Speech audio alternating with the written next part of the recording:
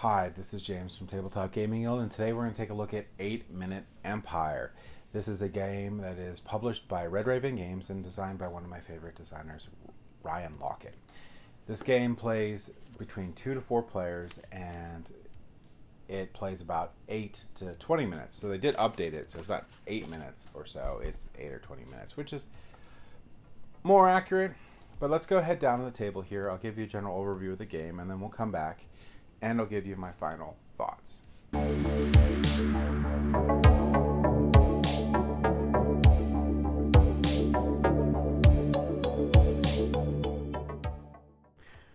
All right, so this is 8-Minute Empire Legends. So if you've played 8-Minute Empire, most of this is the same, so you're going to be pretty at home with this. But this one has a modular board where 8-Minute Empire, you just had 2 sides of the board you could flip from. This one here, each board has 2 sides. And basically what you're going to do is you're going to either randomize or choose one player to set up the board. And you're going to make it in a T shape. So if I place this here, I place this here, I'm going to make sure that these line up. And then I could place this one here. And then I'm going to make a T shape. And I can place this one either horizontally or vertically, depending on how I want to do it. This time I'm going to do it this way. And then you're going to place this card cost card on the top. And this is going to show you how much each card costs throughout the game. You're going to then go through this deck here, and you're going to remove any cards, and I got to find where the little number is in here, but anyway, you're going to remove any cards that don't match your player count. You'll shuffle this up, and then you will deal out cards. So you're going to deal out 6 cards here. Oops.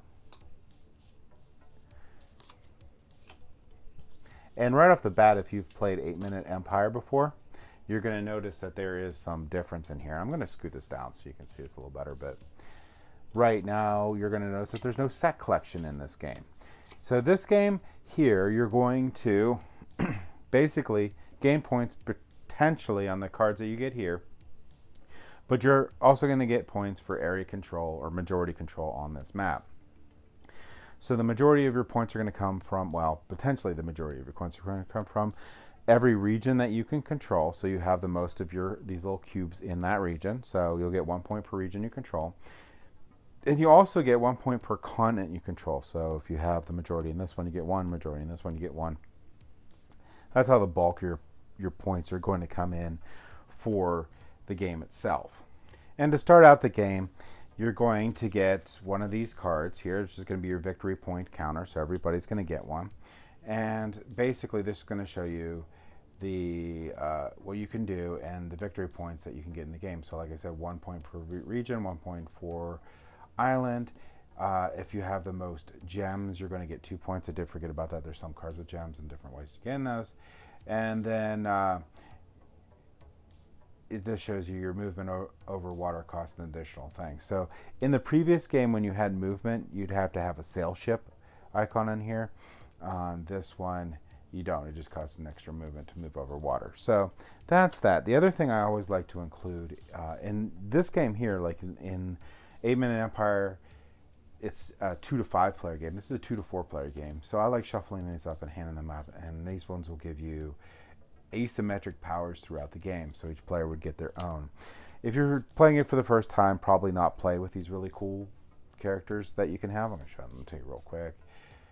This is the Red Sorceress, which is really cool. Keep enemies you destroy, and you gain victory points for them. This is the Bandit King. When you destroy an army, steal a coin, also gain 1 victory point. 1 victory point for all your armies, if all your armies are used. Sorry, I can't talk. This is the White Knight. When you build a city, also add an army. You get 1 victory point per control of islands with 3+ regions. So this only has 2, that wouldn't count. This one has only 2. This one does. This one does. So those would count for that guy. Fairy Queen. You get 1 victory point if you have 3 forest cards. Take 1 extra card at the end of the game, but you don't get to do the action part. So those are really cool little simple asymmetric powers that you get to play throughout the game. Now, part of the setup here is you're going to get a set number of coins. The set number of coins is going to depend on the player count. So if you have 4 players, each player gets 9, 3, 11, and 2, 12 coins. Now, one thing I've noted in the original 8-Minute Empire, there was no way to get more coins in the game. That is not correct in this game. So what you're going to do before the game starts is each player is going to secretly take a number of coins that they want to bid, and at the same time they're going to reveal. The person who revealed the highest amount of coins wins the start player. They'll lose their coins and they get to go first. All right, one thing I forgot is I need to finish setting up the board. So that's how you start the game, by picking the starting player. You're going to bid for it, but to set up the board, the person who set up the map is going to place the starting region token. It has to be in a central board location, and so this is going to be the central map location. It has to have a water connection to one of the islands also, so legal places would be like here, here, or here, so I'll pick here. Then what we're going to do is each player is going to place 4 armies in their starting region on the board. So green will have 4 armies here, blue will have 4 armies here, and just a note back to 8-Minute Empire, if you played that game, this would have been a fixed starting location. You actually only start with 4 units. Now the person who set the board is going to take a unit from every player and pick a place and put them on the board. So I'll put them up here. That is the setup. So throughout the game, what you're going to be doing is players are going to be in turn order, taking turns bidding or getting cards from here. You're going to take your remaining coins and purchase these cards. So after the first player is determined, that first player is going to decide whether they're going to purchase any of these cards. The cost is here. So this is going to be 0, 1 coin, 1 coin, 2 coins, 2 coins, 3 coins. When you purchase a card, you're going to get the ability and an action. So this one here is going to be an endgame ability. So lady or lake, this one is 1 victory point per forest card.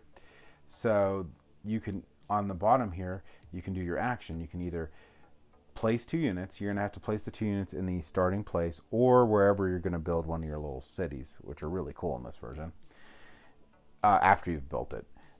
Or you can move 3 units. So when you're moving the units, you can move them any adjacent place. If you're going to move 3 units, let's say you can move 1 3 times. You can move 3 different units. If you're moving across the water, it's going to take away an additional movement. So I can move, this would be 2 movements, and I can move that one for 3 if I wanted to.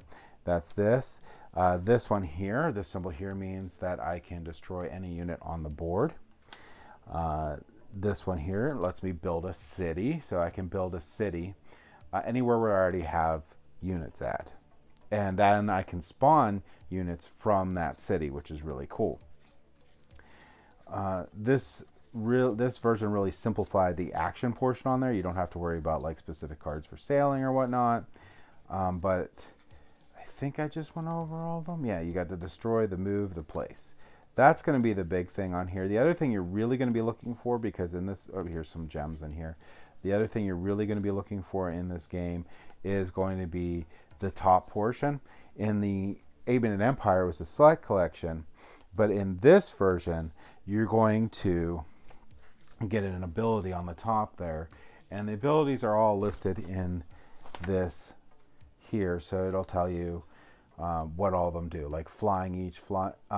Each flying ability you own reduces the movement cost to move over water by 1 and a minimal of 1. So if you have 1 flying, you can now reduce the cost of 1 of your units moving.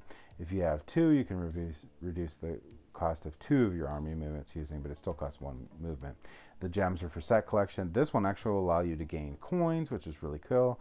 And this is different ways of getting victory points, and there's an immunity to attacks. There's all sorts of cool abilities on the top of these cards.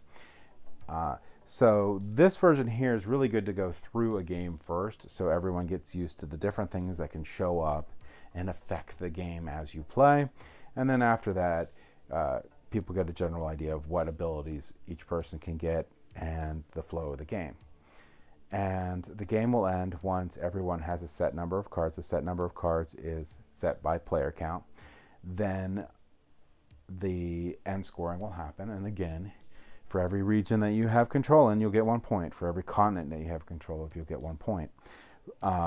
You will also, technically they're not continents, they're islands in this game, but whatever. So each region, you get one, each island, you get 1 point. For the most gems, you'll get 2 points.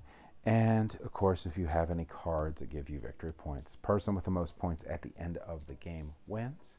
Let's go ahead back up to the table here, and I'll give you my final thoughts on 8-Minute Empire Legends. So I really like 8-Minute Empire Legends. It's a really great game. I love the asymmetric powers that you can get through the game. I wish there was more in the base game, but 4 is fine. For the 4 players, you shuffle them and move them around. The real port of the game is actually the area control or area majority that you get in the game is the main part of it. And the little asymmetric powers that you have give you sort of just a different goal for getting victory points throughout the game. It is pretty different than 8-Minute Empire. Not just the fact that you have the module boards and the asymmetric powers, but you lose the set collection portion. Now there's the gems on there, and you can try to have the most gems or whatever, but instead of the set collection, now you have an ability and an action, and you have to pay attention to a lot of those, especially ones that may give you extra victory points, which you do get a lot more victory points in 8-Minute Empire Legends than you do in 8-Minute Empire. So if you're a fan of 8-Minute Empire and you've played a lot and you're like, I would like a little bit more, this is the game for you. If you've never played 8-Minute Empire and you're looking for a area control / majority control game, then that plays in a very short amount of time, then this game would also be for you. Especially if you like the fantasy theme and you like the idea of having really cool asymmetric powers and the module board. There's a lot to love in this little game. So that's my thoughts on 8-Minute Empire Legends. Thank you for watching.